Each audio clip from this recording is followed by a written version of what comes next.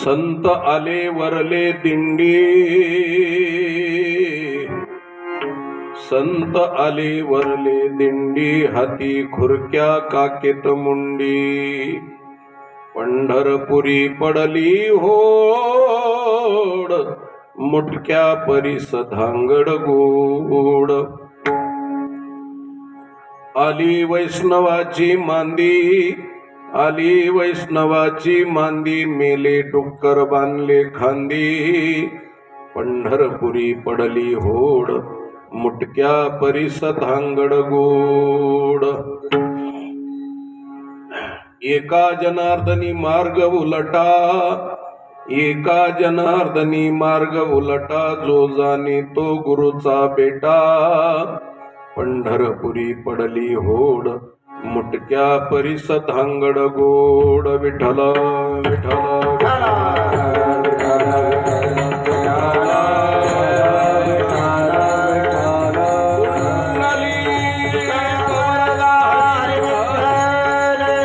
प्रभु रामचंद्र भगवान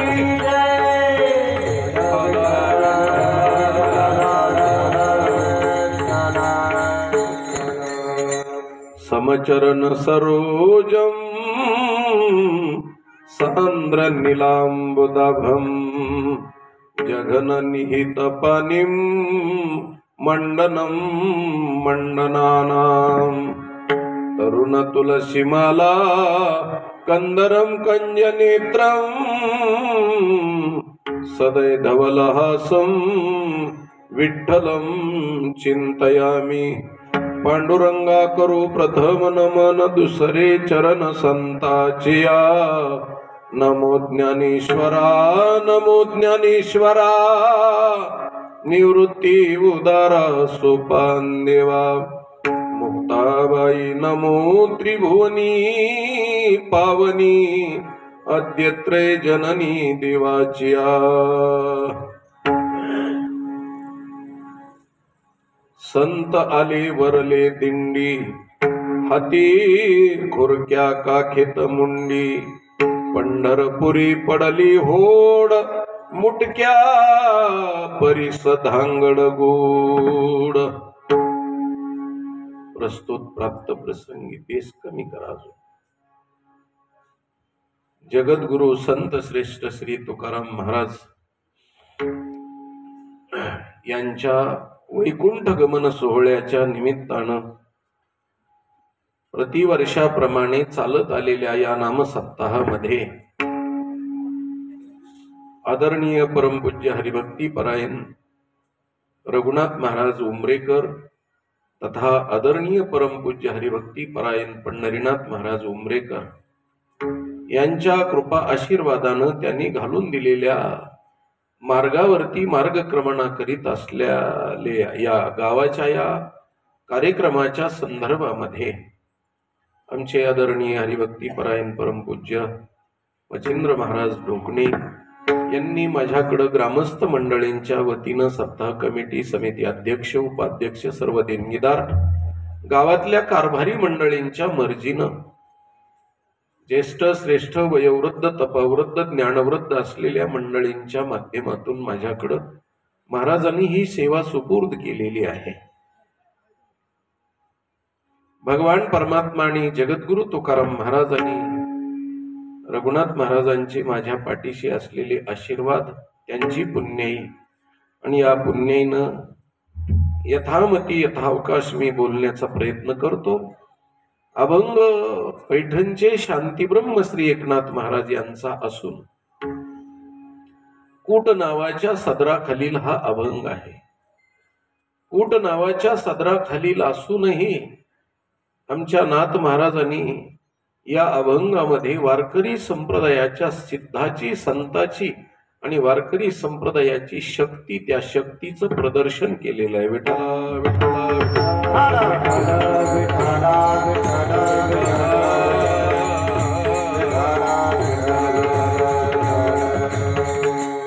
सभा सकळ साधू संतांची महामुनी विरक्त्यांची पंडित पाठक ज्ञानी यांची या सकळा ते विनवनी करा विठ्ठल स्मरण नामरूपी अनुसंधान.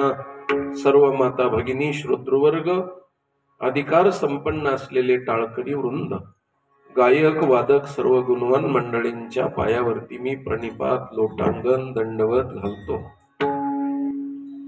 आणि अभंगाच्या पदापदाचं चिंतन करण्याकरता उपलब्ध होतो. ताल स्वराच्या बाबतीमध्ये माझे टाळकरी बंधू भाऊ आहेत ते आणि माझी पाठराखण करणार आहेत.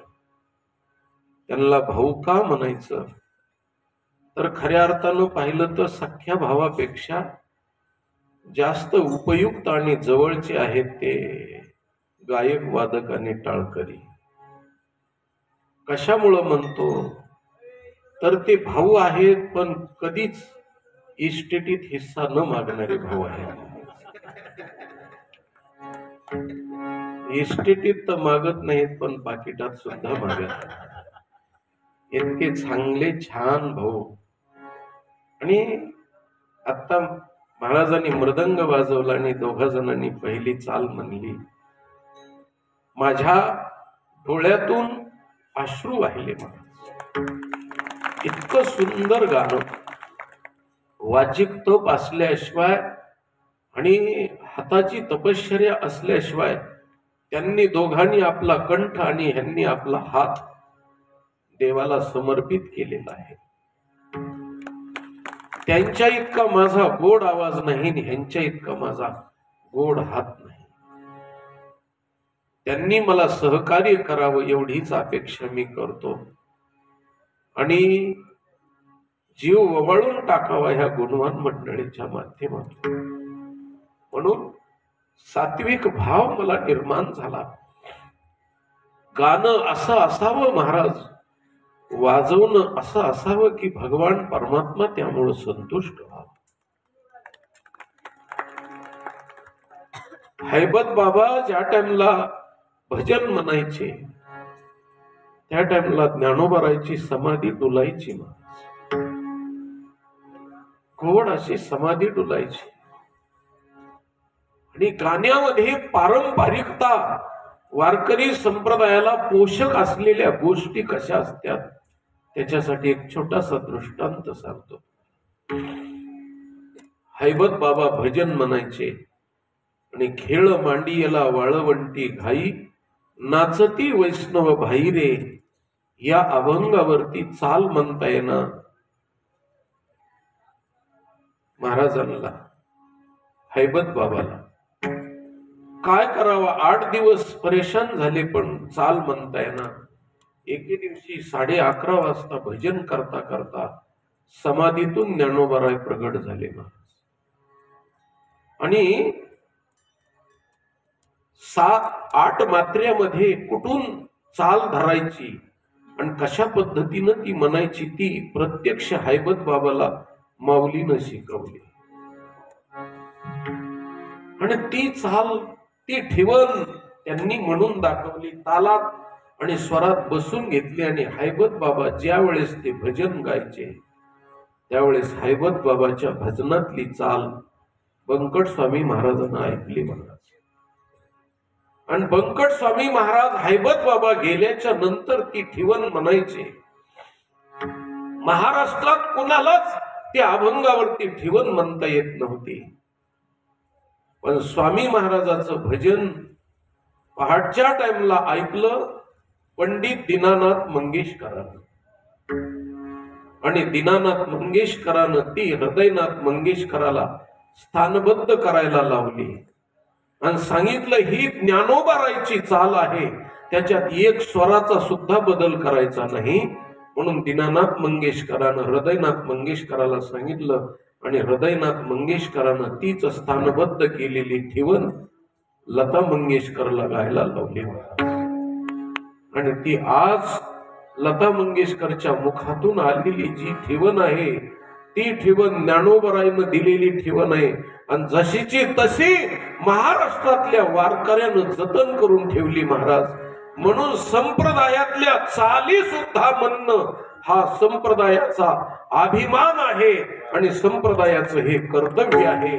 त्याच्यावरती सिनेमाच्या गाण्याच्या चाली लावून जर अभंग म्हणले तर महाराज मी तुम्हाला सांगतो की पंचपक्वान्न खाल्ल्याच्या नंतर जसं विष्ठेनं तोंड विटाळावं तितकं महाराज तमाशातली आणि सिनेमातली चाल अभंगाला म्हणल्यानंतर होतं महाराज. म्हणून वारकऱ्यानं कधीही वाह्यात चालीच्या आणि वाह्यात वर्तनाच्या आणि वाह्यात ठेवणीच्या मार्गाला जाऊ नये महाराज. हे वारकऱ्याचं ते कर्तव्य आहे आणि ती त्याची भक्ती आहे. विठ्ठल विठ्ठल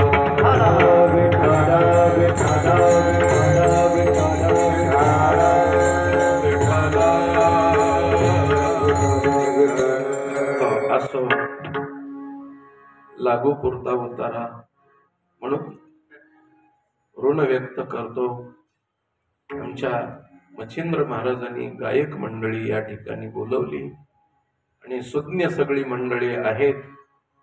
रघुनाथ महाराजांच्या परंपरेमध्ये वाढलेली आणि भक्तीचा वसा आणि वारसा सांभाळणारी मंडळी आहे. तुम्हा सर्वांना पुन्हा एकदा नतमस्तक होतो आणि अभंगाच्या पदापदाचं चिंतन करण्याकरता उपलब्ध होतो.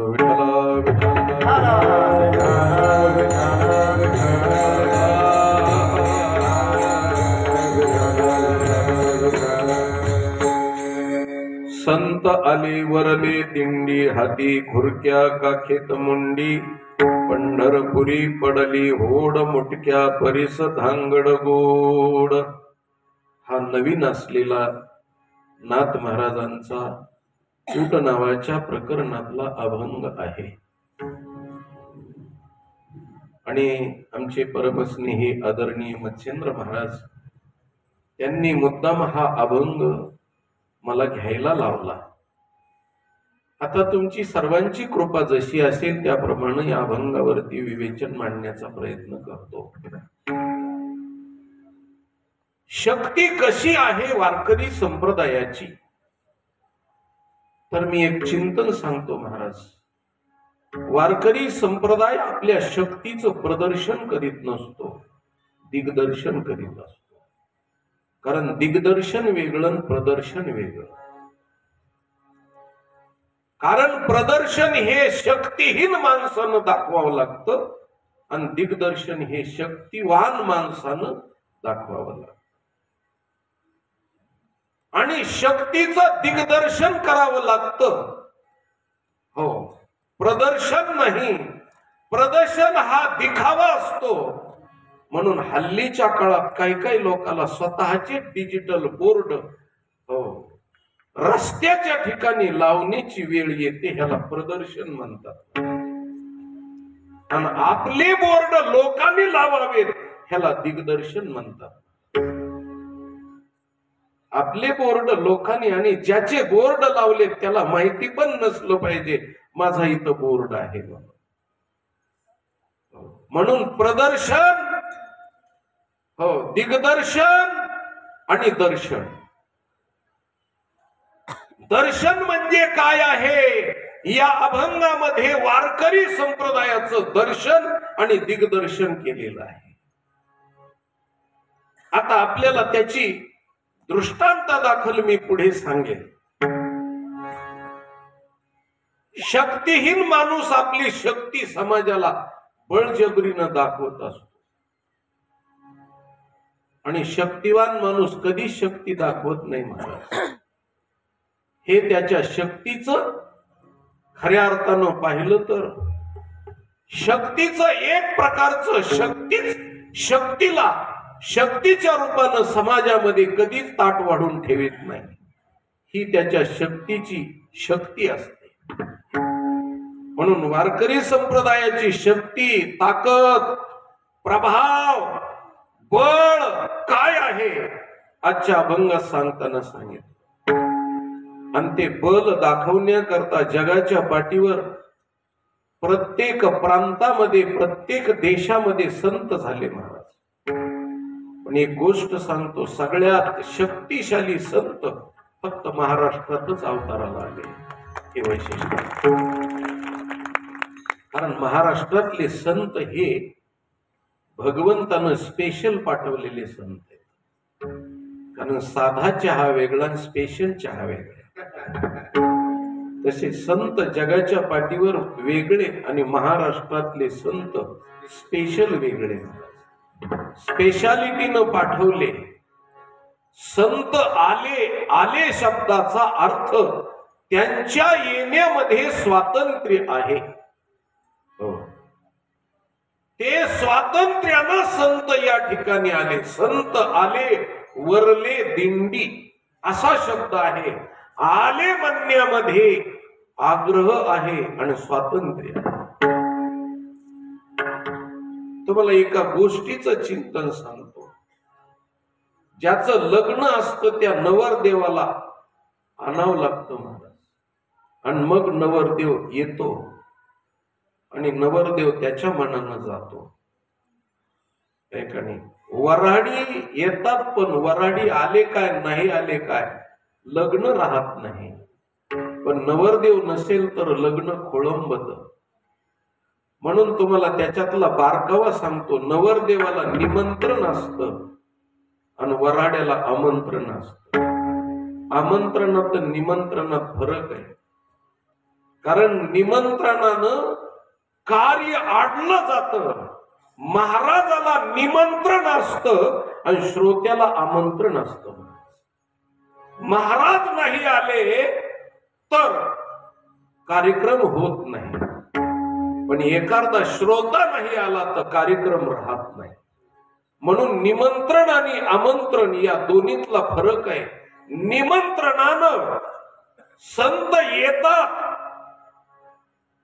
संत आणले जातात.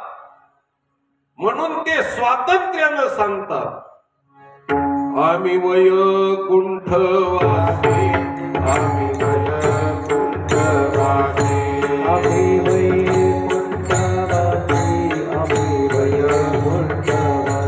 आलो याची कारणाची, आलो याची कारणाची, आलो याची कारणाची, आलो याची कारणाची. बोली दे गे तुझी, बोली दे गे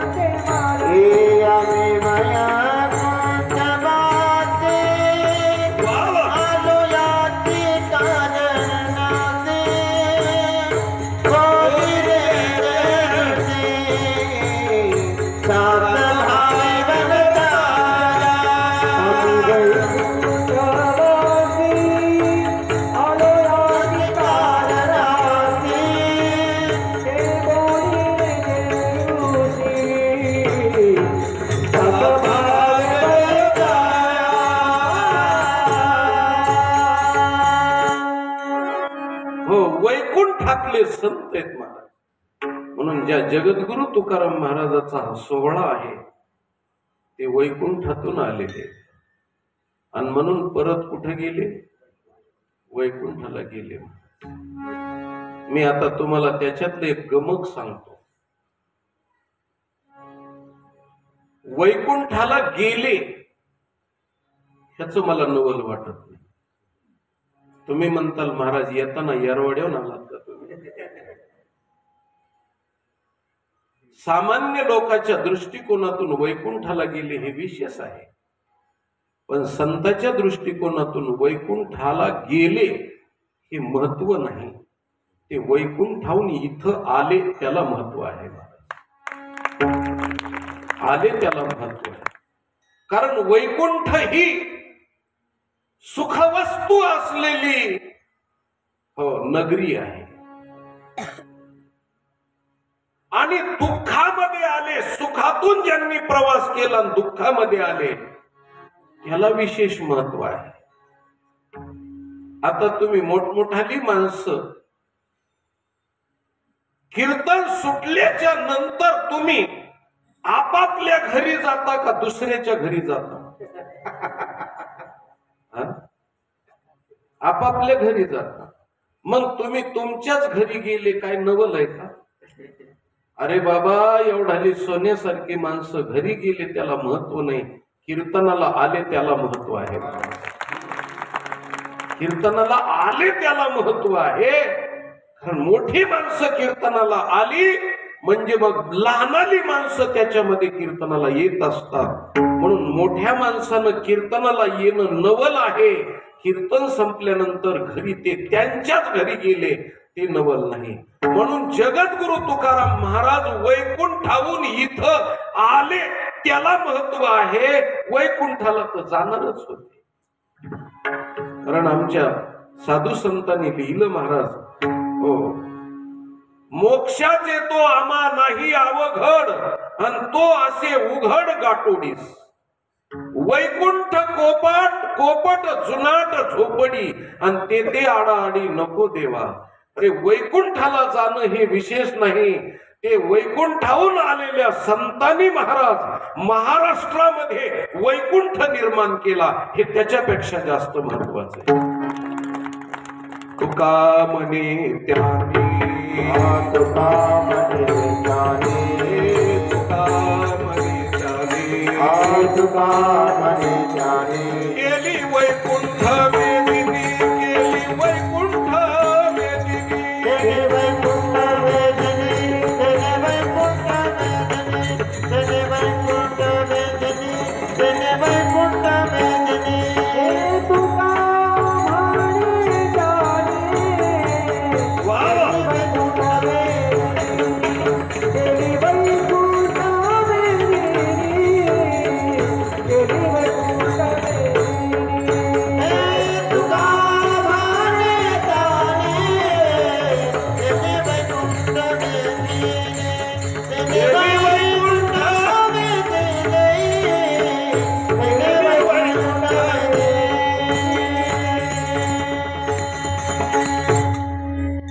त्यांनी महाराज इथं येऊन महाराष्ट्र वैकुंठ बनवला. हो, हरिपाठात 5 ठिकाणी वैकुंठ शब्द आला महाराज. हो, आता मोठ्या माणसाचं कसं असतं, उंबऱ्यात एक घर असतं.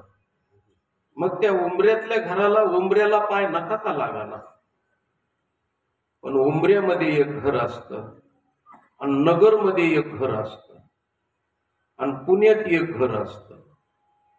पुण्यातल्या घराला 10-10 वर्ष जात नाही, पण सोयऱ्याला सांगताना सांगावं लागतं की आमचं पुण्यात बी घर आहे. आणि मग त्यांना वाटतं हे हो पैशावाले तर आहेतच पण प्रगत बी आहेत. हो, नगरमध्ये घर आहे, पुण्यातही घर आहे आणि गावातही घर आहे. 3 ठिकाणी घर असणं म्हणजे मोठेपण आहे. तसं आमच्या ज्ञानोबारायांनी सांगितलं, तेने वैकुंठ भुवनी घर केले. वैकुंठ भुवनात त्यांचं घर आहे आणि तिथल्या घरी ते राहतात म्हणून फार मोठे माणसं येतात आणि म्हणून ते आपल्या गावामध्ये आले त्याला विशेष महत्व आहे. आता ज्याचं पुण्यात घर आहे, ज्याचं मुंबईत घर आहे, ज्याचं दिल्लीत घर आहे, ज्याचं नगरमध्ये घर आहे, ते घर तर तिथं असणं विशेष आहे. पण उंबरे गावामध्ये घर असणं हे त्याच्यापेक्षा विशेष आहे. कारण एवढी मोठी प्रगत माणसं उंबऱ्यात आल्यानंतर सुद्धा गावामध्ये घरी राहतात, हे विशेष आहे.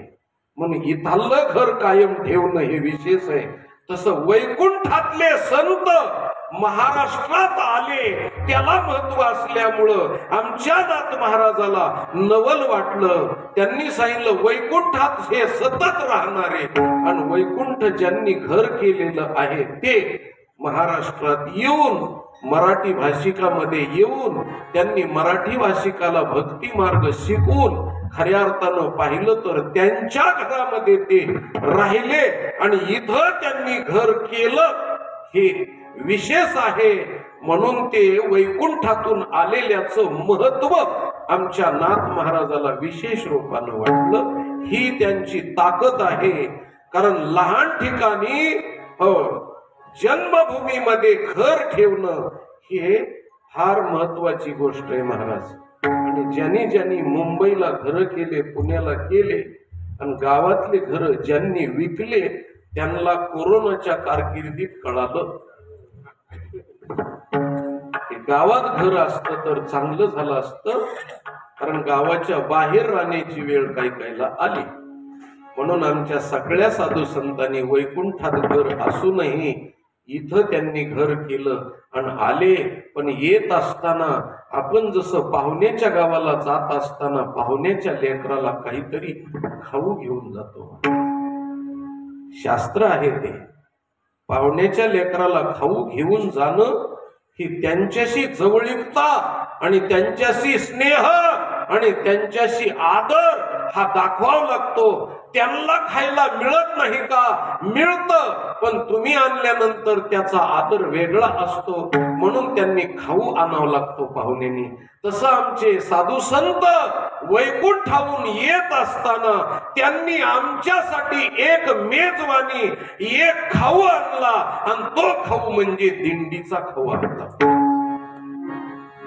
दिंडीचा खाऊ आणला. कारण ही दिंडी वैकुंठातून आणलेली महाराज. कारण नाथ महाराज सांगतात, संत आले वरले, वरचे संत आले आणि त्यांनी वरची दिंडी आणली. म्हणून तुम्हाला सांगतो, दिंडी फक्त महाराष्ट्रातच आहे. दिंडी तुम्ही जर पाहिला गेलात तर मध्य प्रदेशात दिंडी नाही, खाली आंध्र प्रदेशात दिंडी नाही, इकडं कर्नाटकामध्ये, तामिळनाडूमध्ये दिंडी नाही, इकडं गुजरात मध्ये दिंडी नाही. दिंडी फक्त महाराष्ट्रातच आहे. आणि ही दिंडी आपल्या शक्तीचं, खऱ्या अर्थानं पाहिलं तर दिग्दर्शन करते आणि शक्ती दाखवते. त्या दिंडीच्या माध्यमातून काय घडलं हे नाथ महाराजाला अभंगात सांगायचंय.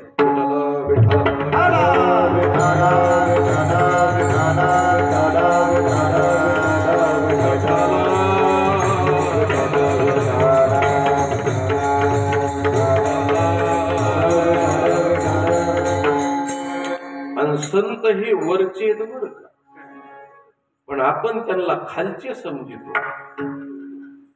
कळतंय का माझं बोलणं? संत हे वरचे आहेत आणि आलेत खाली. मी सांगतो तुम्हाला, मोठ्या माणसानं खाली येणं हे मोठ्या माणसाचं मोठेपण असतं. कळत असेल तर, मोठ्या माणसानं लहान होणं हे मोठ्या माणसाचं मोठेपण असतं. लहान माणसानं मोठं होणं हे लहान माणसाचं मोठेपण असतं. मोठ्या माणसानं मोठंच राहणं हे मोठ्या माणसाचं लहानपण असतं. आणि लहान्या माणसानं लहानच राहणं हे लहान्या माणसाचं लहानपण असतं. विठ्ठल विठ्ठल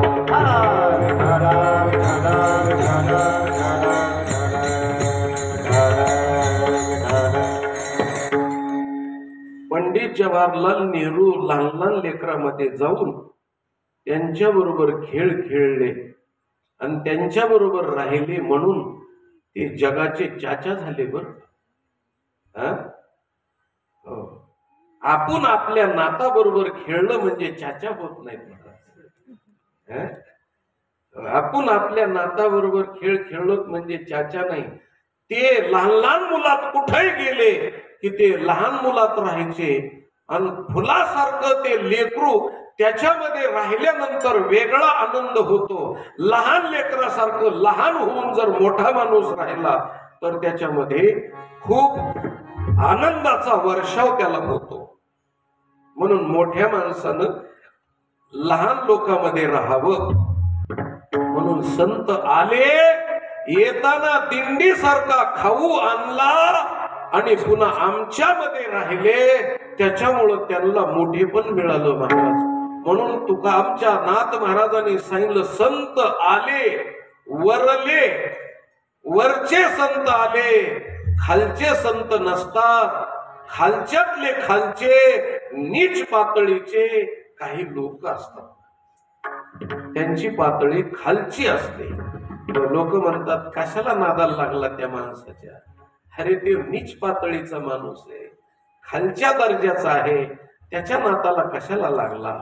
वाघानं कधी गाढव जर मारलं तर वाघाचं मोठेपण होत नसतं महाराज. पण वाघानं जर लात मारली तर वाघाचं बी, आपलं गाढवानं लात मारली तर वाघाचं थोबाड फुटत असत. म्हणून गाढवाच्या नादाला वाघ कधीच लागत नाही, तुम्हाला सांगतो. म्हणून शहाण्या माणसानं कधी खालच्या पातळीच्या माणसाच्या नादाला लागायचंच नाही असं. त्यांनी त्याच्या लेवलच्या माणसामध्ये राहायचं. म्हणून हे वरचे संत महाराष्ट्रात आले, आणि महाराष्ट्रात आले म्हणजे वरच्या लेवलचे, वरच्या दर्जाचे. तुम्हाला तुमच्या भाषेत बोलायचं ठरलं तर वरल्या आळीचे. वरल्या आळीचे, कारण वरची एक आळी आहे, मधली एक आळी आणि खालची एक आळी आहे. आळी म्हणजे पिकावरची नाही सांगितली. गल्ली गल्ली, स्तर, दर्जा, त्याचा वर्ग, त्याची टक्केवारी, त्याचा स्टेटस एक प्रकारचं, अशा पद्धतीनं तो वरच्या स्थितीचा. म्हणून जगद्गुरु तुकाराम महाराजांनी महाराष्ट्रातले संत वरचे आले आणि वरचेच होते आणि वरीच गेले, पण खालच्या माणसाला फक्त शिकून गेले, खालच्या माणसाच्या नादाला लागले नाहीत. मग आता अशा संतांनी दिंडी आणली, दिंडी, आणि त्या दिंडीमध्ये महाराष्ट्रासाठी एक स्वतंत्र साधन दिलं, मोक्ष मिळवणारं साधन दिंडी सारखं दिलं. कारण दिंडी हे साधन किती सोपं आहे आणि दिंडी साधनानं काय होतं महाराज. म्हणून आमच्या साधू संतांनी ठिकठिकाणी सांगितलं,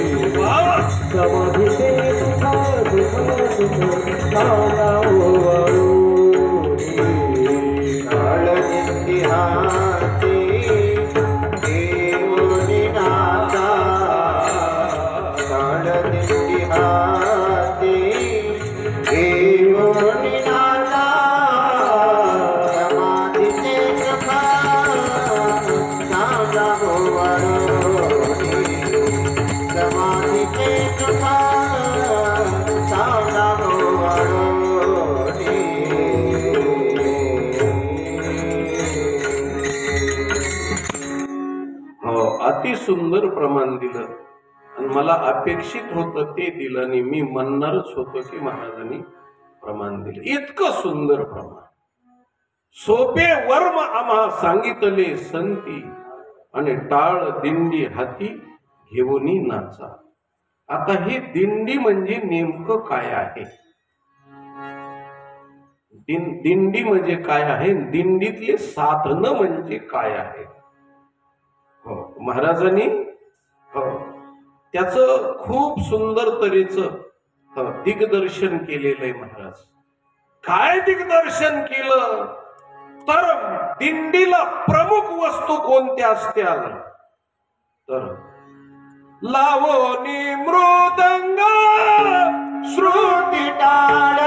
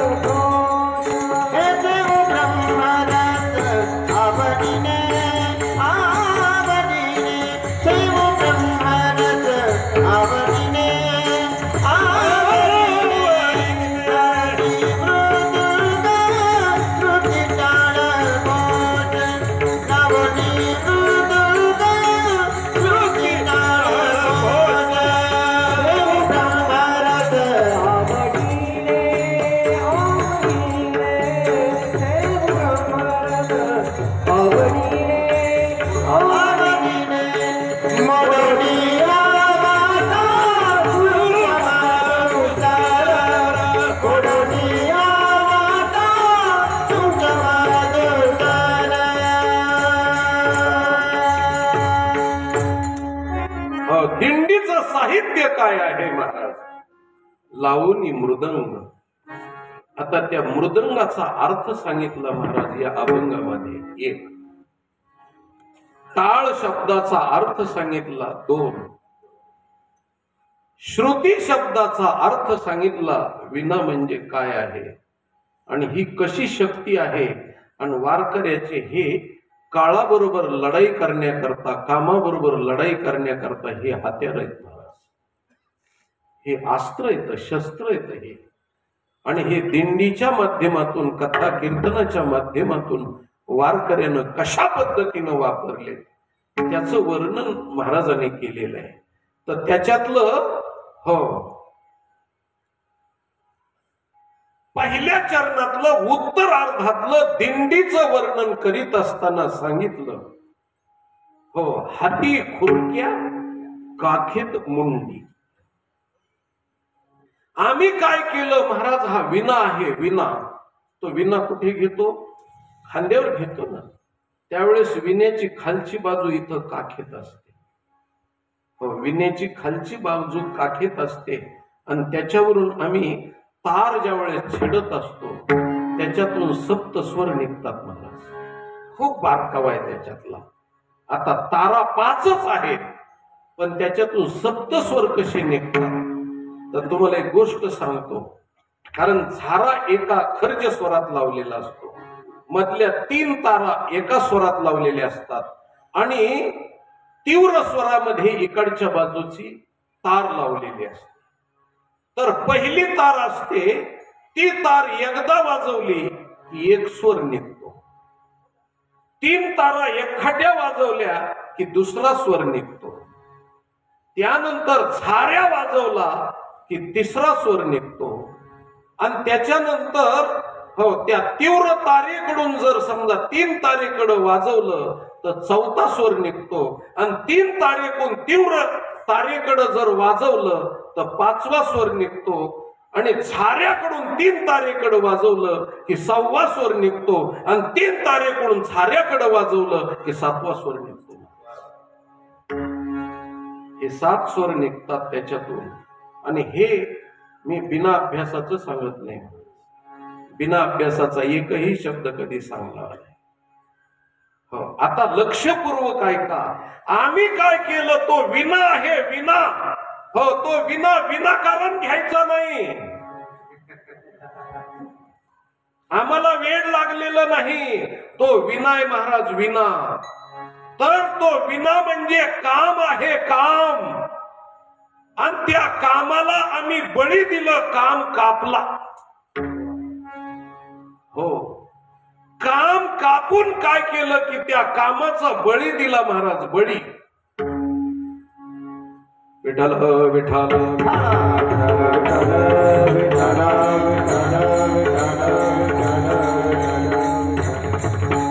हो, तो बकरा आहे, बकरा. काम काय आहे? काम क्रोध बकरा मारा, उजार खुमाईच्या वरा. तो काम नावाचा बोकड कापला. आणि कापल्यानंतर त्याचं काय केलं महाराज, तर त्याचा आम्ही विना बनवला. हो, आणि त्याच्यानंतर त्याच्या खुराची चिपळी बनवली. खुरक्या, हाती खुरक्या, काखेत मुंडी. तर ती काम नावाच्या बकऱ्याचा विना म्हणजे मुंडकी, मुंडक आहे, मुंड आहे. आणि त्याच्या 4 जे खुर असते त्या बकऱ्याचे. बकरू पाह्या तुम्ही, पहा, बकऱ्याला पुढच्या बाजूला 2 खुर असते आणि इकडच्या बाजूला 2 खुर असते. पाठीमागच्या बाजूला 2 पायाला 4 खुर असते. मिळून किती खुर झाले? 8 खुर झाले. बरोबर आहे ना? हो, 8 खुर झाले. तसं तुम्ही चिपळी वाजवता, त्या चिपळीला वरच्या बाजूने जी चिपळी असते त्याच्या पुढच्या बाजूला 2 लोखंडाच्या किंवा पितळेच्या किंवा काश्याच्या, धातूच्या 2 चकत्या असतात. चकत्या हे एका पायाचे 2 खुर आहेत.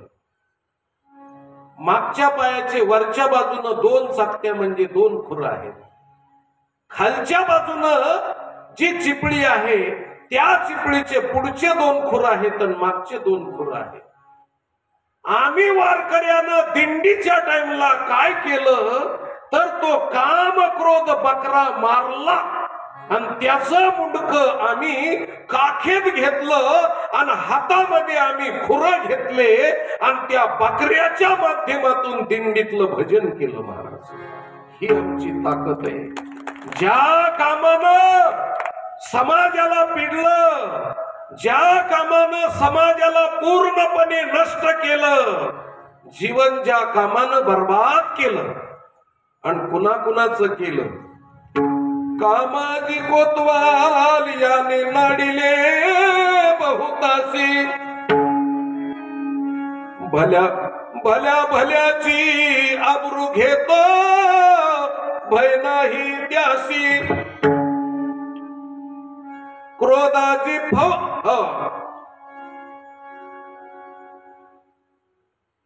विठ्ठल विठ्ठल हरिहराची आबरू घेतो भय नाही त्यासी. हो, जमदग्नी सारखे, दुर्वासा सारखे नाडिले महान महान ऋषी. हो, असं ज्या कामानं मज कामाचे निघाये, ब्रह्मा कन्येशी धरू जाय. पराशरे केले काय, भोगिली दिवी दुर्गंधा. अशा मोठमोठाल्याला हो बट्टा लावला महाराज, बट्टा. बरी नव्हे थट्टा, बरी नव्हे थट्टा, भल्या भल्याशी लाविला बट्टा. हो, बट्टा त्यांनी थट्टा कुणी केली? थट्टा रावणाने केली, थट्टा दुर्योधनाने केली आणि त्याची काय गत झाली महाराज. म्हणून ही थट्टा चांगली नाही, या कामानं सगळ्याला पिडलं महाराज. म्हणून आमच्या अर्जुनानं कागाळी केली महाराज. कामयेश क्रोधयेश रजोगुण समुद्भवा, महाशनो महापाप्मा विद्धेन मिह वैरिणम.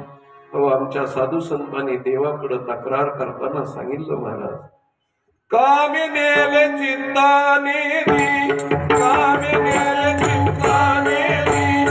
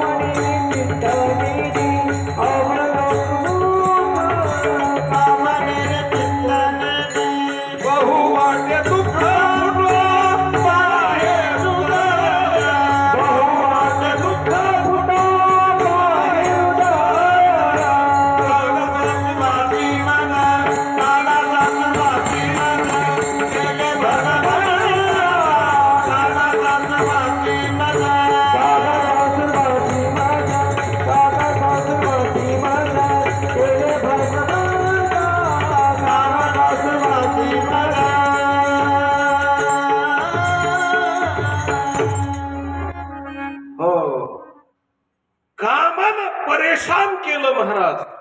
हरिहराची आबरू घेतली महाराज त्यांनी. एवढा जबरदस्त काम. तुम्हाला एक गोष्ट सांगतो महाराज जाता जाता, फार महत्वाची. तुम्ही हिरा पाहिला असेल, हिरा. कारण नसन पाहिला, मला तर माहिती आहे, कारण आपणच सगळे हिरे येतं, त्याच्यामुळे हिरा कुठं पाहायला मिळणार आहे. पण तो हिरा जर पाहायचा असेल आणि खरा हिरा ओळखायचा असेल तर आमच्या जगद्गुरु तुकाराम महाराजांनी त्याची परीक्षा सांगितली महाराज. कारण आपल्याला सोन्याची परीक्षा नाही, ती हिऱ्याची कुठली असायला. लोखंडाची परीक्षा नाही महाराज. आपल्या बिल्डिंगला आपण योग्य आणायच्या, लोखंड आणायच्या ऐवजी आपण स्टील म्हणून जे आणतो, टिबल समजा पुन्हा पुन्हा ओतून काढलेलं जे असं ते हलक्या दर्जाचं आणतो महाराज. आपल्याला लोखंड कळत नाही. म्हणून तर लोक म्हणते तुला काय माती कळते का. तर हिरा कवा कळायचा. तर हिऱ्याची परीक्षा आमच्या जगद्गुरु तुकाराम महाराजांनी सांगितलं. हिरा हिरा ठेवी ताई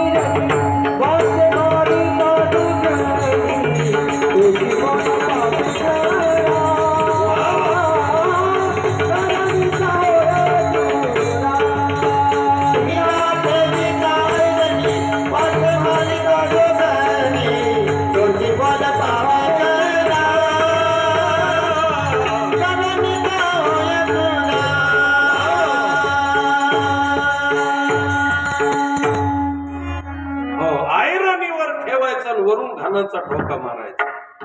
एक तर ते आयरनीत घुसतो, नाहीतर एक तर त्या घनामध्ये घुसतो, पण फुटत नाही महाराज.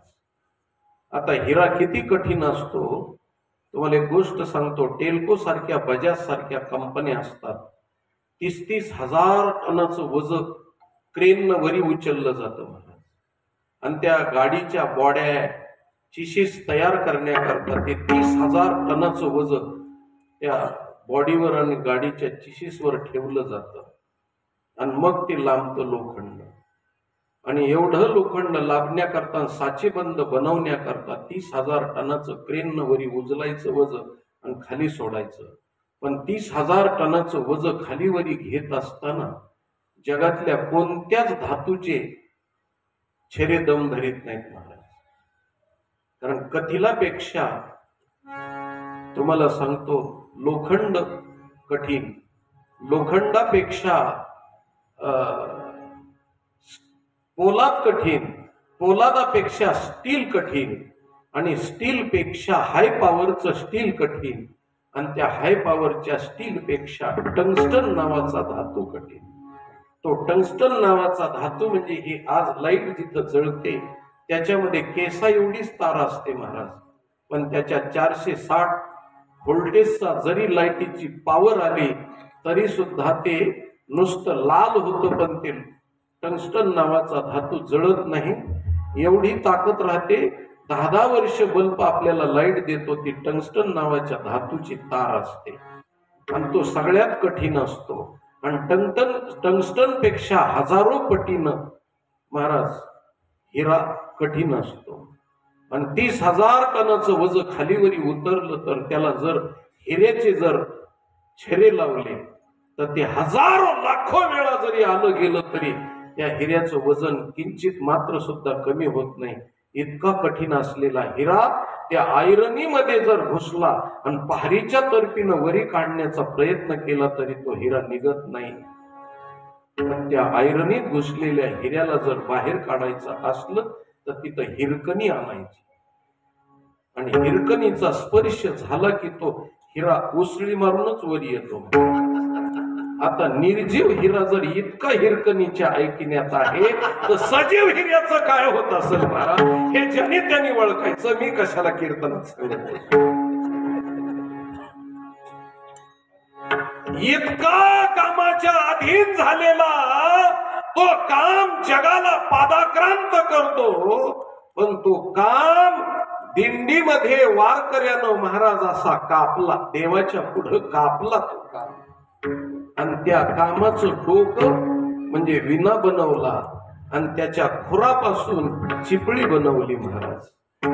म्हणून त्याच्या 4 मुंड्या चित केलं.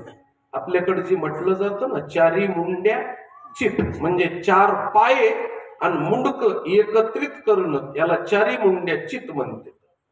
आणि आता जाता जाता तुम्हाला सांगतो, जे लोक देवाच्या पुढे बकरू कापतात, ऐका, जे लोक देवाच्या पुढे बकरू कापतात ते सगळं बकरू हे आणतात आणि देवाला मुंडकन खुरं वाहतात. मुंडकन खुरं देवाला वाहतात. त्यांना विचारलं तुम्ही हे देवाला का वाहिलं, तर ते म्हणले ते शिजत नाही म्हणून वाहिलं. आणि ज्याने कापलं त्याच्या फायद्याचं नाही.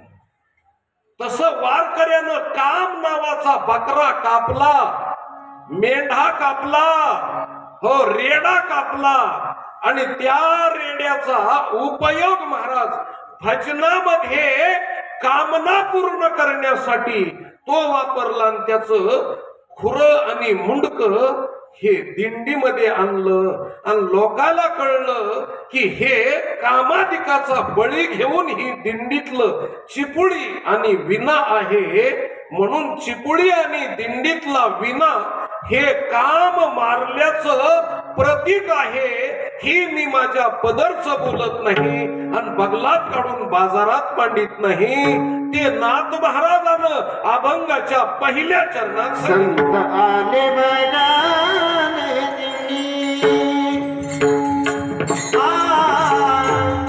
संत आले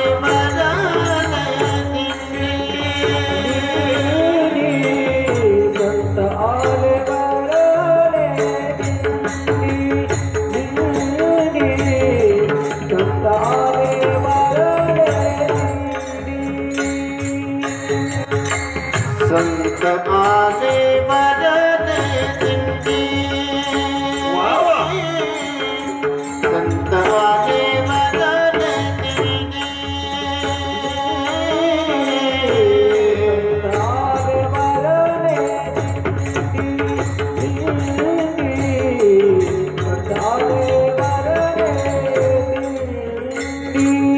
हाथी खुलत्या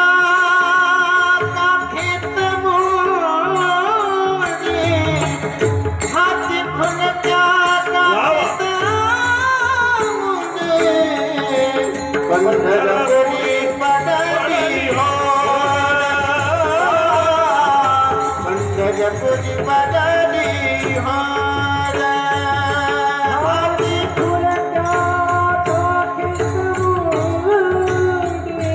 हाथी खुलत्या काठीत मुंडी, हाथी खुलत्या काठीत मुंडी, पंढरपुरी बदली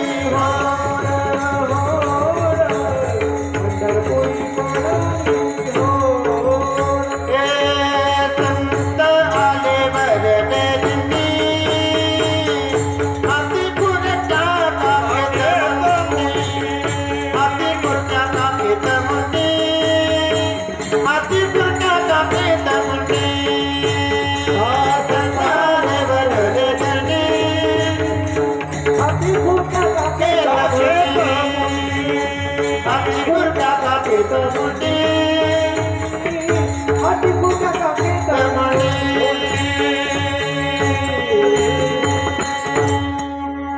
त्यांनी महाराष्ट्रामध्ये येऊन क्रांती केली महाराज, क्रांती.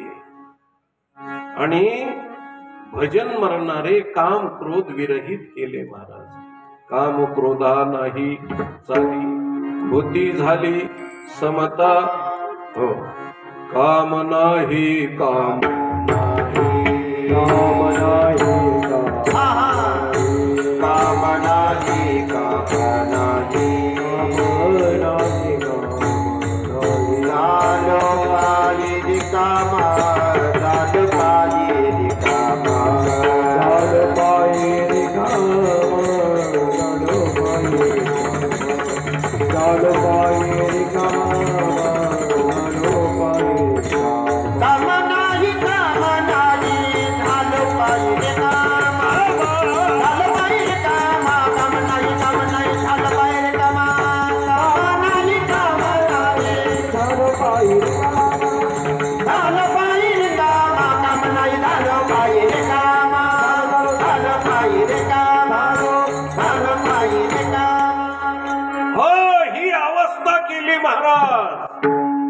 त्यांना ठावच नाही दिला कुठे. एवढं जगाला त्यांनी पादाक्रांत केलं, पण वारकऱ्यामध्ये काहीच नाही. आणि मी तुम्हाला खरी गोष्ट सांगतो, इथं बसलेल्या एवढ्या समाजामध्ये कुणी बी उठून उभं राहून सांगावं महाराज, कुणी बी उठून उभं राहून सांगावं. मी एक तुम्हाला प्रश्न विचारतो, महाराज शासकीय ऑफिस मध्ये गेलात आणि तिथं जर स्त्री पुरुष एका ऑफिस मध्ये काम करत असले तर त्या स्त्रीचं जीवन सुखी आहे का? हो किंवा नाही म्हणा. बर, दुसरी गोष्ट, कोणत्याही ठिकाणी एसटी मध्ये जात असताना, कुठेही जात असताना सुरक्षित आहे का? नाही आहे म्हणते ते ऑफिस मध्ये कामाला असते लोक. आता मी त्याच्या पुढचा प्रश्न विचारतो. आळंदीहून पंढरपूरला दिंडी जाते, एवढ्या दिंड्या जातात, एवढे पत्रकार असतात, तितक्यापैकी एखाद्या तरी पेपर मध्ये बातमी आली का इकडच्या बाजूनं एका रावटीमध्ये स्त्रिया आणि एका रावटीमध्ये इकडच्या बाजूनं पुरुष झोपतात, तरी सुद्धा एखाद्या स्त्रीला खोड केलेल्याची दिंडीतली एखादी तरी घटना आहे का महाराज? हे वारकऱ्याच्या जीवनातलं काम नाही झालो पाहिजे. याच्या पुढची गोष्ट सांगतो तुम्हाला. हो, एका जनार्दनी संसार केला, काम क्रोध देशो धडी गेला. तुका म्हणे देह भरिला विठ्ठले, काम क्रोधे केले घर रीते. ही अवस्था दिंडीमुळे झाली, म्हणून दिंडी ही काम क्रोधावरती विजय मिळवणारी जगातली सगळ्यात मोठी ताकद आहे आणि शक्ती आहे. नुसत्या काळावर, आपलं कामावरतीच नाही तर काळावरती सुद्धा विजय मिळवलेला आहे. म्हणून वारकरी हा काळ आणि काम या दोन्ही गोष्टीवरती विजय मिळवतो, या हत्यारानं मिळवतो महाराज दिंडीच्या माध्यमातून. हो, काळ गुलाम सलाम करी आणि तुकया घरी राबतो.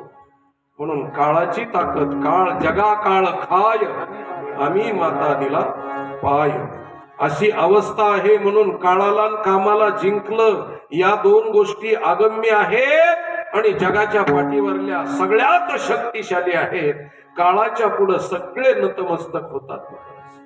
काळ हा सगळ्याला बांधून घेऊन जातो, बांधून घेऊन जातो महाराज. आपल्या गावामध्ये पाठीमाग मी एकदा कीर्तन केलं होतं. त्या कीर्तनामध्ये एक अभंग घेतला होता आणि त्या अभंगामध्ये नाथ महाराजाच्या मी प्रतिपादन केलं होतं. हो, गावचा पाटील कोळी, काळोबाची पिकली पोळी, तुमची पाजळ उद्या होळी, तुम्ही हसू नका हसू नका. हो, त्या ठिकाणी काळोबा खातो महाराज माणसाला. कसा खातो तर आपण जशी पुरणपोळी तुपाबरोबर खातो तसे बाकीचे, म्हणजे बाकीचं खाद्य आहे, बाकीचे प्राणी बाकीचं खाद्य आहे, पण माणूस म्हणजे काळाच्या बाबतीतली पोळी आहे महाराज. हे काळा नळाचे उंडी घातली लोणियाची उंडी, मासी पाख पाखडी तव हे सरे. तुपात घोळलेली पोळी म्हणजे माणसाचं शरीर आहे. हो, साधू संतांनी वर्णन केलंय महाराज. हो, देह जाणार जाणार त्याशी काळोबा खाणार.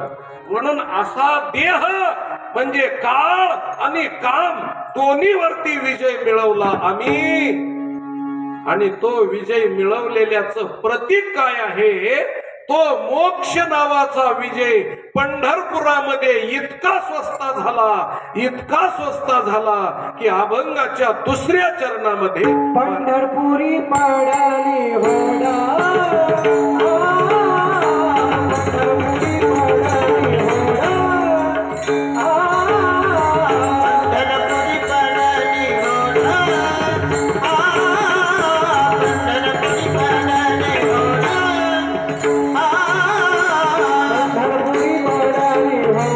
पंढरपुरी पडाली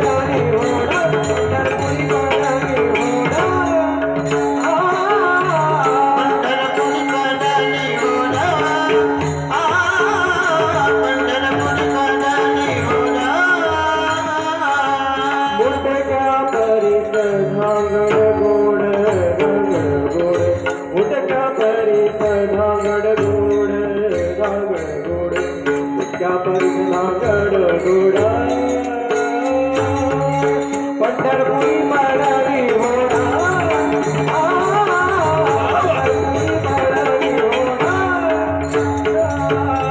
मुटक्या पडीत धांगड गोड मुटक्या पडीत धांगड गोड मुटक्या पडीत धांगड गोड पंढरपुरी पडाली होडा पंढरपुरी पडाली होडा पडाली होडा पडाली होडा. आता पंढरपुरात कशाची होड लागली चढावड लागली ते आपण नंतर पाहू. पण अगोदर ह्या दिंडीतल्या सगळ्या सामुग्रीचा अगोदर आपण परामर्श घेऊ. आता मी सांगितलं चिपळी देवदेवीची करोनी चिपळी आणि चरण नसता वाजे धुमाळी वासुदेवाची कांती सावळी गा. या पद्धतीनं चिपळी म्हणजे खुरं आहेत खुरं. हो आणि विना म्हणजे त्या काम नावाच्या बकऱ्याचं मुंडकं आहे त्याचं ते प्रतीक आहे. हो आणि आम्ही त्याच्यातून त्या मुंडक्यातून स्वर काढले पंचम स्वर काढले. हा एवढी ताकद त्याला भजनाला लावला महाराज काम भजनाला लावला. हो आणि त्याचे खुरं आणि मुंडकं भजनाला लावलं चिपळीला. आणि एकदा चिपळीनं ताल सुरू केला की महाराज त्या तालावरती ती चिपळी वाजत राहते. असा त्या चिपळीचा आपल्याला गुणधर्म आहे. ती खळाखळा वाजल्यानंतर भजनामध्ये रंग चढतो. म्हणून भजनाला प्रोत्साहन देण्याकरता चिपळी खुरं आहे त्या काम नावाच्या बकऱ्याची खुरं आहेत आणि ते मुंडकं आहे. आता पुढं सांगतो तुम्हाला. हो अभंगाच्या तिसऱ्या चरणामध्ये महाराजांनी सांगताना सांगितलं. दुसरं चरण मी अर्थ नंतर सांगतो पण तिसऱ्या चरणाचा अगोदर अर्थ सांगतो. तिसरं चरण म्हणजे या अभंगातलं आहे आली वैष्णवाची मांदी आणि मेले डुक्कर बांधले खांदी. आता तुम्हाला पुढे सांगतो महाराज मेले डुक्कर बांधले खांदी म्हणजे काय आहे. वैष्णवाची कारण दिंडीला मांदियाळी मिळते मांदियाळी. हो ज्ञानोबरायांनी सांगितलं किंवा साधू संतांनी सांगितलं. ज्ञानोबरायांनी काय केली महाराज मिळविली मांदी वैष्णवाची जयाने घातली मुक्तीची गवांधी मिळविली मांदी वैष्णवाची. अशी मांदियाळीच्या मांदियाळी मिळवली आणि दिंडीला खूप समाज जमला. हे सगळे साधक जमले महाराज. त्यावेळेस त्या वैष्णवाची मांदियाळी आल्यानंतर त्या मांदियाळीने काय केलं महाराज मेलेलं डुक्कर खांद्यावर बांधलं. आता मेलेलं डुक्कर खांद्यावर बांधलं म्हणजे काय केलं तर अहंकार हा मारला आणि अहंकार रूपी डुक्कर मारलं महाराज. कारण अहंकारात डुकरात सारखे पण आहे. डुक्कर एकदा निघालं नीट की त्याची मान कधी हलतच नाही आणि मान कधी त्याची वळतच नाही. तसा ज्याला अहंकार झाला त्याची मान कधीच वळत नाही. संताच्या पुढे टेकत नाही, ग्रंथाच्या पुढे टेकत नाही, महंताच्या पुढे टेकत नाही, मायबापाच्या पुढे टेकत नाही, देवाच्या पुढे टेकत नाही. मान खाली वाकतच नाही महाराज झुकतच नाही. हो त्याची कुठं झुकत नाही. हो असा अहंकार ते एकदा डुक्कर निघालं की डुक्कर जर आपल्या अंगावर आलं तर फक्त एकच गोष्ट अशी आहे की तुम्ही वाकडं तिकडं पळायचं. वाकडं तिकडं नागमोडी पळालं की डुकराला काहीच करता येत नाही. ते एकदम लांब जातं महाराज 50 मीटर लांब जातं पुन्हा माघारी फिरतं आणि माघारी फिरलं ना आपल्या निटोब्याने आलं की फक्त बाजूला सरकायचं. त्याची मुसांडी तिकडं जाते. हो डुकराची. तसा अहंकार नावाचं डुक्कर आहे महाराज. आणि त्या डुकराचं आम्ही काय केलं त्या बकऱ्याचं काय केलं तर ते अहंकार रूपी बकरू किंवा अहंकार रूपी डुक्कर आम्ही मारलं आणि त्याचा मृदंग बनवला. मृदंग. आता मेले डुक्कर मेलेलं आहे महाराज. ते मेलेलं या डुकरामध्ये म्हणजे मृदंगामध्ये काहीच जिवंत नाही. आता आमचे महाराज मृदंग वाजवते तर महाराज धूमपान आणि शाईपुडी कशाची हो? चंबडेची आहे. आणि ते चंबड जिवंत आहे का मेलेलं आहे? मेलेलं आहे महाराज. बर, त्याला जी वादी लावलेली आहे ती वादी जिवंत आहे का मेलेली आहे? मेलेली आहे. बर, हे लाकूड जे आहे ते लाकूड जिवंत आहे का मेलेलं आहे? मेलेलं आहे महाराज.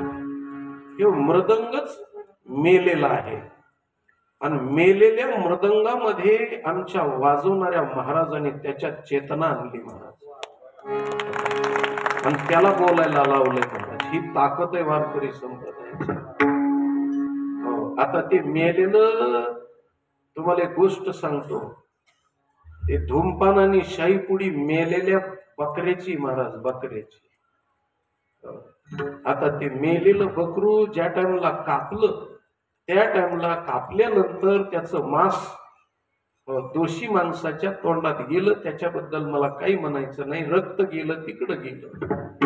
पण ते कातड जे होतं ते त्या कातड्याला पश्चाताप झाला की अरे मी काय केलं, जन्माला येऊन माझं काय झालं, स्वर द्या, काय झालं म्हणून त्याला प्रश्न पडला. आणि ते संताला शरण आलं. ते कातड संताला शरण आलं आणि सांगितलं आमचा तुम्ही अंगीकार कराल का? त्यावेळेस संतांनी सांगितलं आमच्याकडे चालतं या. आणि मग त्या कातड्याचा स्वीकार केला महाराज आमच्या वारकरी संप्रदायानं, आणि त्याची धूमपान आणि शाईपुडी बनवली महाराज. आता त्या मेलेल्या बोकडाच्या कातड्याला किती मोठेपण मिळालं, तर तुम्ही कधीतरी चपाती खाता, पण ते रोज चपाती खाताय.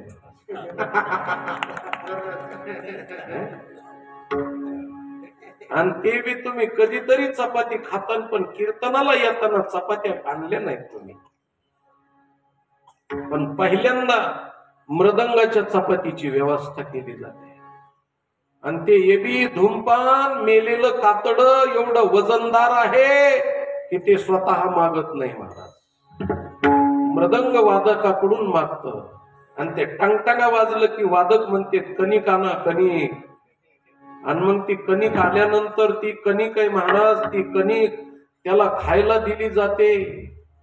आणि महाराज खायला दिल्यानंतर ते बी बिनमिठाची कणिक खात, ते चपाती खात.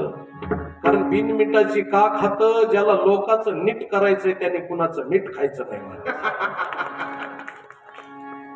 कुणाच्या पुढं वाकायचं नाही, झुकायचं नाही. म्हणून मर्दानगीनं गाण्यासाठी महाराज ते बिना मिठाची कणिक खात. आणि खाल्ल्यानंतर किती गोड बोलतो महाराज. मृदंग मुखलेपेन करोति मधुर ध्वनी, धिक्तान धिक्तान धिगेतान मृदंग मुखलेपेन करोति मधुर ध्वनी. महाराज ते धिक्तान धिक्तान तीनदा म्हणतं. म्हणजे तुम्ही जर भजनात आला नाही तर तुमचा धिक्कार असो, तुमचा धिक्कार असो, तुमचा धिक्कार असो. अरे तुम्ही जिवंत असून भजनात आला नाही, मी मेल्यावर भजनात आलो तर मला खायला चपाती मिळाली. आणि इतक्यावर राहिलं नाही महाराज, इकडून काळ्या तोंडाच आहे पण पावडर लावल्याशिवाय बाहेर निघत नाही. किती नटतंय काळ्या तोंडाचं असून मी. महाराजांनी तिथं पावडरची बाटली ठेवलेलीच महाराज. थोडस घे झालं की दाखवा महाराज, बघा ऐका. हेरून लावली, हेरून लावली. मला एवढं इंग्रजी येत नाही, फिअर अँड लवली असं बोलता येत नाही, म्हणून आपलं फेरून लावली म्हणतो मी. त्याला फिरून फिरून लावते. काळ्या तोंडाचं असून इतकं नटत आहे. परमार्थात आल्यानंतर काळा जरी असला तरी गुणवान असला की लोक त्याच्या पाय पडतात मला. एवढं महत्व होत आणि ते एवढं नटतंय. आणि पलीकडून ते धूमपान आहे, ते कणिक चपाती खात आहे. गोड बोलत महाराज लोकाला. आणि किती गोड बोलत तर 500 जरी टाळकरी असले तरी एक मेलेला मुडदा, मेलेलं ते मृदंग 500 टाळकऱ्याला नुसता थय थय थय घाम निघुस तर नाचवत महाराज.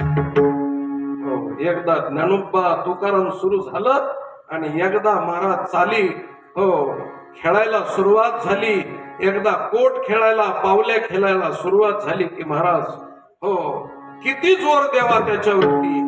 एक मृदंग सगळ्या लोकांना नाचवतो महाराज. आता याच्या पुढे जाऊन बोलतो त्या मृदंगामध्ये एवढी ताकद आहे ते मेलेला मुडदा आहे. मेलेला मुडदा कबीर महाराजांनी सांगितलं महाराज मैंने एक अचंबा देखा. मी एक आश्चर्य पाहिलं. मैंने एक अचंबा देखा मुर्दा रोटी खावे. अरे मेलेला मुडदाच चपाती खात आहे आणि त्याला हाक मारली तर ओ देत नाही पण मारे तो चिल्लावे. त्याला दोन्ही कोण मारलं की ते ओरडत. नुसतं ओरडत नाही महाराज तर आता कसं ओरडत. धिंधाग धाग धिंधाग ज्ञानोबा तुकाराम ज्ञानोबा तुकाराम ज्ञानोबा तुकाराम ज्ञानोबा तुकाराम ज्ञानोबा तुकाराम ज्ञानोबा तुकाराम ज्ञानोबा तुकाराम ज्ञानोबा तुकाराम. अरे त्याच्यातून भजन निघालं. भजन आपलं तोंड भजन म्हणत नाही आणि वारकरी संप्रदायात मेलेला मुडदा भजन म्हणतो महाराज. आता याच्यापेक्षा अजून काय सांगायचं महाराष्ट्रातल्या मुडद्याला. आमच्या माता भगिनी शिवी देतात राजा हो शिवी. त्या म्हणतात मियाला आणि मुडदा. अरे एकदा मेल्यावर मुडदा कशाचा. मुडदा असतो तोच मेलेला असतो. मेलेला असतो तोच मुडदा असतो. पण जो मृदंगाकडून शिकत नाही आणि मेलेला मुडदा वारकरी संप्रदायात भजन करतो आणि जिवंत असून मुडदा भजन करीत नाही म्हणून हा मेलेला मुडदा आहे महाराज. अशी गोष्ट आहे. तितक्यावर राहिलं नाही महाराज. त्या मृदंगामध्ये गजताल असतो. गजताल तो जर गजताल वाजवला तर वेडा झालेला उन्मत्त झालेला हत्ती अंकुश लावला तरी स्थिर होत नाही. पण गजताल वाजवला की महाराज पायासा वरती ठेवून हत्ती जाग्यावर उभा राहतो. ही त्या मृदंगाची ताकद आहे. आणि या मृदंगाची ताकद अजून सांगतो तुम्हाला. दोन संतांचा संवाद सांगतो महाराज. मत्स्येंद्रनाथाकड स्त्री राज्यामध्ये गोरक्षनाथ गेल्याच्या नंतर गोरक्षनाथानं स्त्रीचं रूप धारण केलं आणि मृदंग वाजवायला सुरुवात केल्यानंतर मत्स्येंद्रनाथाला गोरक्षनाथानं मृदंगातून काय बोलले. चलो मच्छिंदर गोरख आया धिंदा धिंदा धिंदा धिंदा. चलो मच्छिंदर गोरख आया धिंदा धिंदा धिंदा धिंदा. चलो मच्छिंदर गोरख आया. किती गोड बोललं महाराज ते मृदंग. हो एवढं मृदंग. म्हणून त्याचे जे बोल वाजवले जातात त्याला काय म्हणतात बोल. हो मृदंगाची भाषा ज्याला कळते त्यालाच कळते ते मृदंग बोलतो महाराज. हो लावणी मृदंग श्रुती टाळ घोष.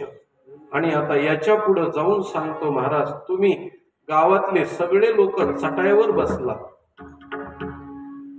काय तुम्ही कुठं बसलात. चटाईवर बसला पण ते गादीवर आहे.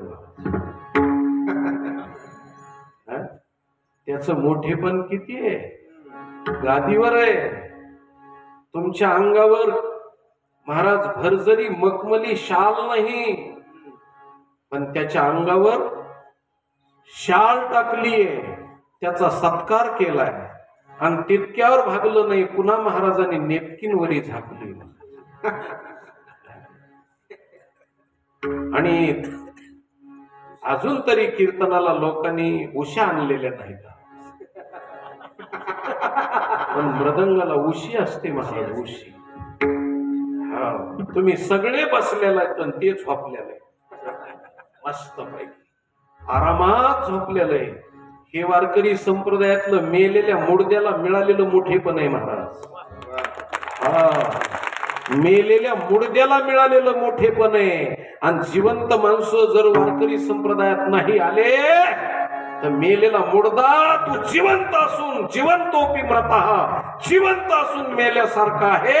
वारकरी संप्रदायात मेले माणूस जिथं उठवील आणि वेळ काळा ते ग्रासील, ही वारकरी संप्रदायाची ताकद आहे. म्हणून महाराज ते मेलेलं आहे. आता त्याच्या पुढे जाऊन सांगतो महाराज, ते दिंडीत जर निघालं तर लोक त्याला वडीत नेतात का महाराज? गळ्यातला ताईत झालं महाराज. ते गळ्यातला ताईत गळ्यात अडकवलं जातं.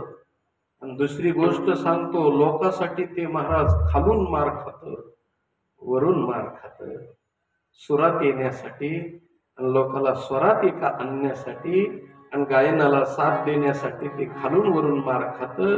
आणि ते इतकं ताण घेतं की त्याला गट्टे लावावं लागते. कधी कधी लोकांसाठी ते लाता खातो महाराज. अशी लात मारावी लागते आणि त्याची वड काढावी लागते, लाता खाव्या लागतात. आणि इतक्याच्या पुढं जाऊन सांगतो महाराज, आता त्याला एवढं मोठेपण मिळतं की आता त्याला जर लात लागली तर लोक त्याच्या पाय पडतात. मेलेल्या प्रेताच्या लोक पाय पडतात. आणि सप्ताहाच्या सुरुवातीला मृदंगाला अगोदर गंध लावून फुलं वाहतात. वारकरी संप्रदायामध्ये मेलेला मुर्दा सुद्धा जिवंत होतो. आणि समाजाला भजन करण्याचं प्रोत्साहन देतो महाराज, प्रोत्साहन देतो. आणि याच्यात सगळ्यात गोष्टी मोठी त्याच्या पुढची सांगतो तुम्हाला. तुमच्या पुढे एकही माईक नाही. आमच्या गायक मंडळीच्या पुढे एक माईक आहे आणि माझ्या पुढे एक माईक आहे. पण त्याचं एवढं मोठेपण आहे की त्याला 2 माईक आहेत. त्याला 2 माईक आहेत.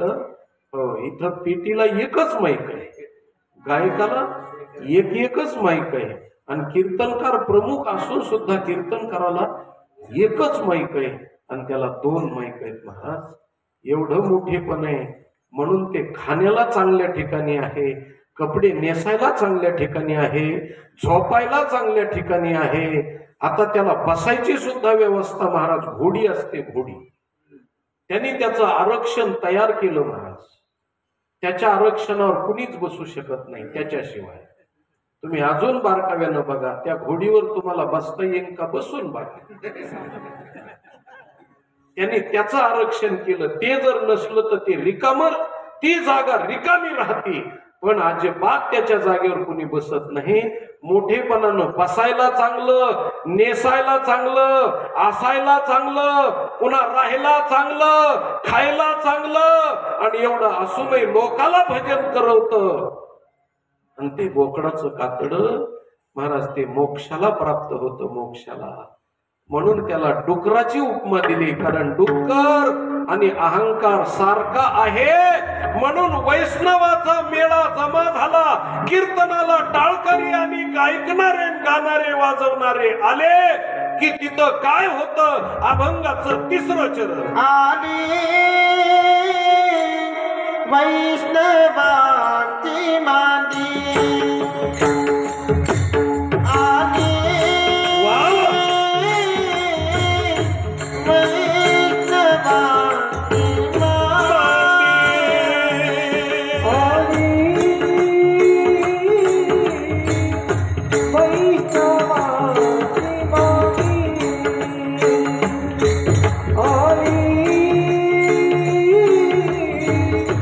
वैष्णवा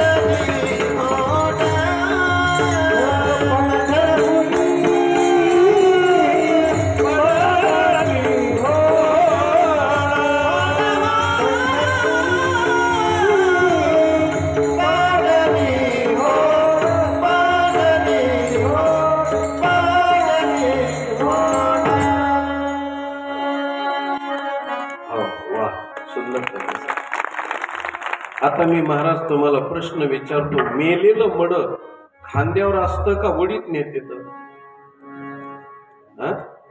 खांद्यावर असत. आता मेले डुक्कर बांधले खांदी. आता तुम्हाला सांगतो मी, ज्या ठिकाणी ज्या घरात मृदंग ठेवलेला असतो तो मृदंग कीर्तनाच्या जाग्यावर आणीत असताना तुम्ही वडीत आणता का खांद्यावर आणता? खांद्यावर आणला जातो, खांद्यावर आणला जातो. हो, आता महाराजांनी व्यवस्था केली, महाराज पाठीवर घ्यायचा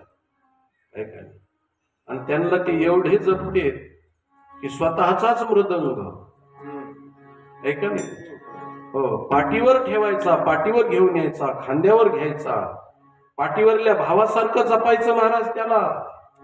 हो, किती व्यवस्था आहे त्याची. इतक्यावर व्यवस्था नाही महाराज, तितकं मखमली कापड तर आहेच आहे, पण त्याच्यानंतर त्याला मध्ये ठेवायला असं आहे.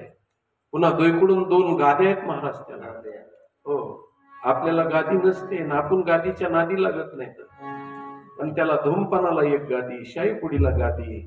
आणि याच्यात शेवटची गोष्ट सांगतो, आता ते दिंडीमध्ये जर उन्हात आणि पावसात निघालं तर लोक त्याच्या डोक्यावर छत्री धरतात. राजछत्र प्राप्त झालं महाराज त्याला, राजछत्र. हो, ही वारकरी संप्रदायाची तत्व प्रणाली आहे. छत्र आलं त्याला, छत्र राजवैभव आलं. किती आहे महाराज त्याचं मोठेपण. लोक पाय पडते. मेलेल्या मुडद्याची ही अवस्था वारकरी संप्रदायात. जगाच्या पाठीवर हजारो लाखो संप्रदाय झाले असतील, पण मी एकच गोष्ट सांगतो, जसं मेलेल्या मुडद्याला इथं मोठेपण मिळालं, तसं मी एकच गोष्ट सांगतो की महाराज ज्ञानोबारायची ज्ञानेश्वरी कुणी लिहिली? कुणी लिहिली? सच्चिदानंद बाबांनी. आणि सच्चिदानंद बाबा म्हणजे मेलेला मुडदा का जिवंत? मेलेल्या मुडद्यानं ज्ञानेश्वरी लिहिली आणि मेलेल्या मुडद्यानं महाराज भजन केलं. ही वारकरी संप्रदायाची जगातली आगळी वेगळी ताकद आहे आणि कुठाच ही ताकद नाही. ही ताकद आमच्या नाथ महाराजांना या ठिकाणी अभंगातून प्रतिपादन केली. म्हणून हे वैभव आहे वारकरी संप्रदायाचं, परमार्थिक क्षेत्रातलं वैभव आहे.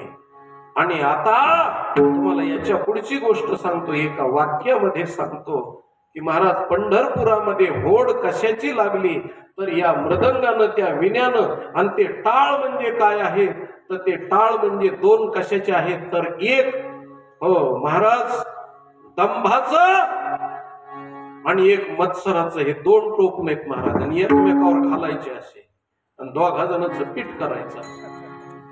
लावणी मृदंग श्रुती टाळ घोष, या पद्धतीनं महाराज त्याच्या ठिकाणी. आता त्याचंही सांगायला मला वेळ नाही, नाहीतर वारकरी संप्रदायातली ही साधनं कशी आहेत ते मला सांगायला 4 तासही पुरणार नाहीत महाराज. 2 तासात कुठलं व्याख्यान संपणार?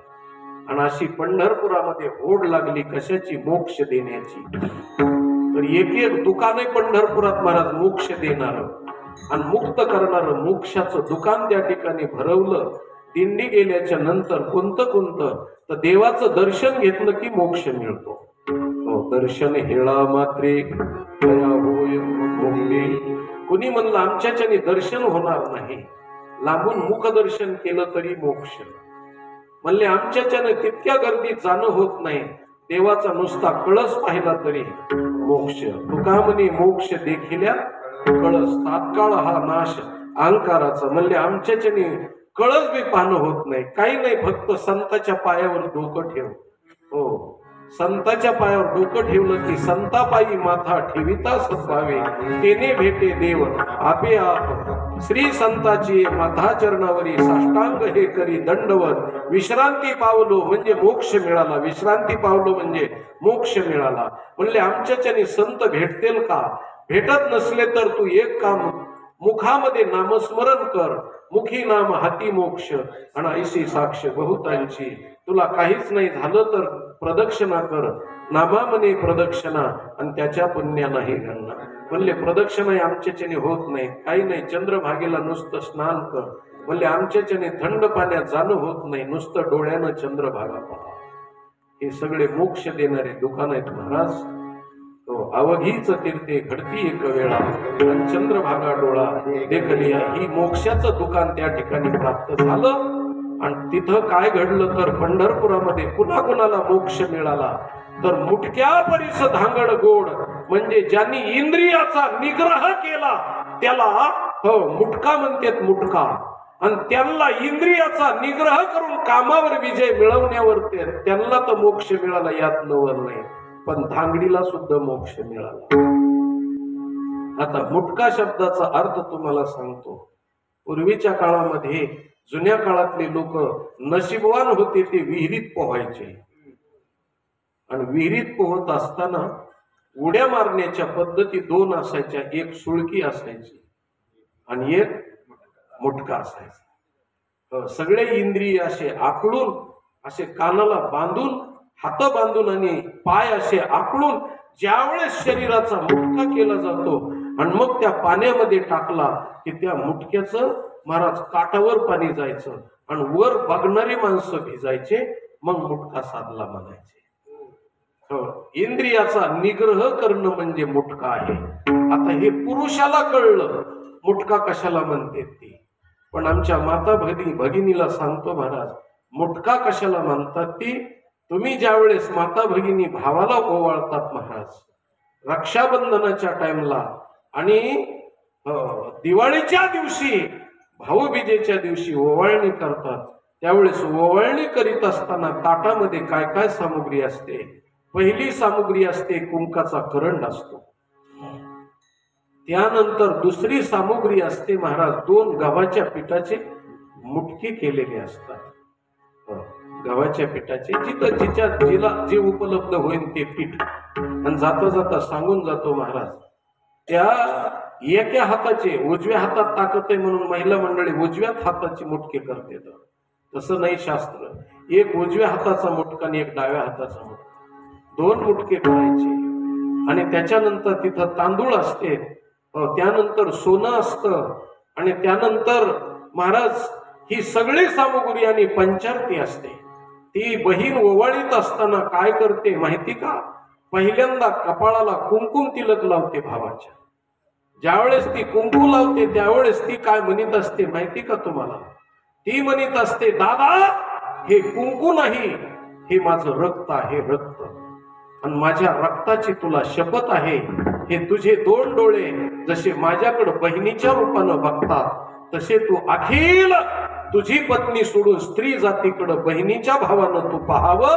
म्हणून तुझ्या मुंडक्याची मी पूजा करते आणि तुला माझ्या रक्ताची शपथ वाहते. म्हणून महाराज ती कपाळाला कुंकुम तिलक लावते. आणि कुंकुम तिलक लावल्याच्या नंतर पहिला मुटका उजव्या हातानं इकडच्या बाजूनं ओवाळते आणि नंतर दुसरा मुटका इकडच्या बाजूनं सव्य आणि अपसव्य दोन्ही बाजूनं ओवाळते. म्हणजे दादा तुझ्यासाठी मी माझ्या इंद्रियाचा मुटका केला आणि माझ्या विषयाच्या वासना तुझ्यासाठी संपूर्ण जाळून टाकल्या. सासर घरी मी राहीन तर फक्त तुझ्या नावासाठी राहीन आणि तुला कलंकित करणार नाही आणि तुला नाक मुठीत घेऊन वागायची पाळी येऊ देणार नाही. मी माझ्या विषयाच्या वासना पूर्णपणे जाळून टाकलेल्या आहेत आणि तुझ्यावरून माझा मी मुटका ओवाळून टाकलेला आहे. विषय वासनेचा मुटका ओवाळून टाकलेला आहे. विषय पूर्णपणे तिनं नष्ट केलेले असतात भावासाठी. म्हणून स्त्री सासर घरी राहते ती महाराज भक्त बापासाठी, भावासाठी आणि माहेरासाठी राहत असते. आणि त्यांचं वागणं भावाला मोठेपण देत असतं. मग भावानं किती बी तुरा गाजवायची पाळी आली तरी त्याचा तुरा फक्त बहिणीच्या वागण्यावर अवलंबून असतो. बहीण नीट वागली तर भावाला मोठेपण असतं. कुणी बी बैठकीत या म्हणत असतं. बहीण नीट जर नाही वागली तर लोक त्याला निष्नाक्या म्हणून बाजूला सरकीत असतात महाराज.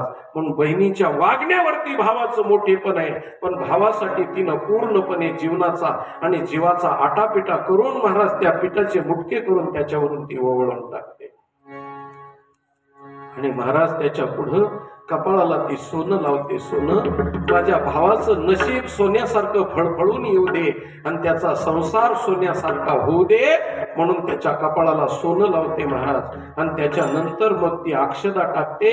अक्षत शब्दाचा अर्थ क्षतिविरहित जीवन माझ्या भावाचं राहावं आणि माझं उरलेलं आयुष्य परक्याच्या स्वाधीन करण्यापेक्षा उरलेलं माझं आयुष्य माझ्या भावाला मिळो म्हणून त्याच्याकरता ती अक्षता टाकते महाराज. भावावरून वळवून टाकते आणि दादा तुझ्यासाठी मी या पंचारतीसारखी जळत राहील आणि ज्या दिवशी माझ्यावर प्रसंग जर बाका येईल तर या पंचारतीतली वात जशी जळते तसं तुझ्यासाठी मी धडधडा पेटल जळून जाईल पण तुझ्या नावाला कलंक लागणार नाही आणि माझ्या चितेला अग्नी लागल. त्या दिवशी लोकांना बाई चांगली वागली एवढं म्हणण्यासारखी मी या पंचायतीसारखी देवत राहील दादा. म्हणून दोघा जणांच्या मधला संबंध सांगत असताना मुटका तिनं केलेला आहे. याला मुटका म्हणतात आणि असा मुटका परमार्थामध्ये करावा लागतो. विषयाच्या वासना जाळून टाकाव्या लागतात. मुटक्या परीस धांगड गोड असा मुटका करून धांगडीला सुद्धा महाराज मोक्ष मिळाला. आणि अशा धांगडी कोणत्या तर पिंगला नावाची वेश्या धांगड होती महाराज. त्यानंतर कानोपात्रा नावाची वेश्या धांगड होती. गणिका नावाची वेश्या धांगड होती महाराज. धांगड कुणाला म्हटलं जातं थोडक्यामध्ये सांगून जातो. कृष्ण भगवान परमात्मेने दाढी वेणीची गाठ मारल्याच्या नंतर मराठीतली खवट शिवी जर कोणती असेल तर धांगड शब्द आहे. धांगड म्हणून दाढी वेणीची गाठ मारल्याच्या नंतर बायकोला सांगितलं अगं तू चिमणी लावण्याकरता काड्याची पेटी घेऊन ये म्हणून ज्यावेळेस ती उठली त्यावेळेस त्याच्या दाढीला उघोड लागली आणि धक्का लागल्याबरोबर त्या गवळ्यानं तिला खवूट शिवी दिली महाराज. खवूट शिवी काय खवूट शिवी दिली महाराज त्यांनी मस्त होऊन या मातली धांगडी आणि करीते ओढाओढी मज लागे. धांगड शब्दाचा अर्थ विषयानं मदोन्मत्त झालेली असते आणि तिला वयाचा विचार राहत नाही तिला धांगड म्हणतात. आणि अशी धांगड म्हणजे परमार्थात आलेली पिंगला नावाची वेशा त्यानंतर कानोपात्रा नावाची वेशा या धांगडीला सुद्धा मोक्ष झाला. आणि त्या धांगडीला मोक्ष झालेलं पंढरपुरात पाहायचं असेल तर देवाचं दर्शन नंतर आहे. अगोदर धांगडीचं दर्शन घेतलं जातं महाराज आणि नंतर पांडुरंगाचं दर्शन घेतलं जातं. म्हणून मुटक्या परीस धांगड गोड आणि एवढ्या गोष्टी ज्याला कळून घ्यायच्या त्याला गुरुचा बेटा लागतो गुरुचा पुत्र लागतो. त्याच्याशिवाय ह्या गोष्टी कळणार नाहीत आणि कळाल्या तरी आचरणात येणार नाहीत आणि आचरणात आल्या तरी त्या वागून दाखवता येणार नाहीत. आणि ज्या दिवशी असा वारकरी वागून दाखवील त्या दिवशी तो खऱ्या गुरुचा चेला आहे. शेवटच्या चरणात एक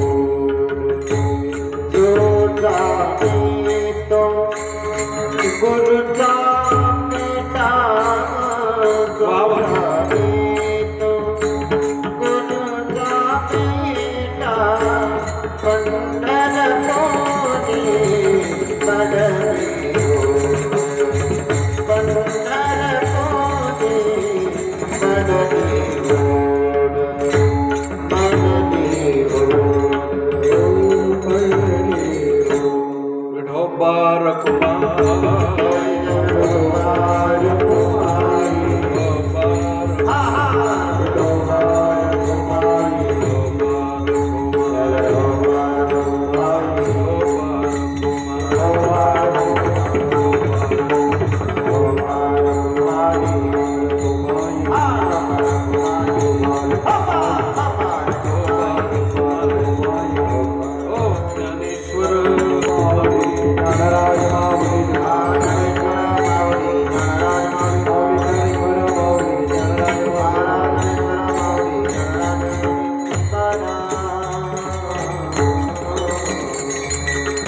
झालेली सेवा परमपूज्य आदरणीय रघुनाथ महाराज उमरेकर, पंढरीनाथ महाराज उमरेकर यांच्या चरणकमलावरती ही वाङ्मयीन सेवा समर्पित करतो.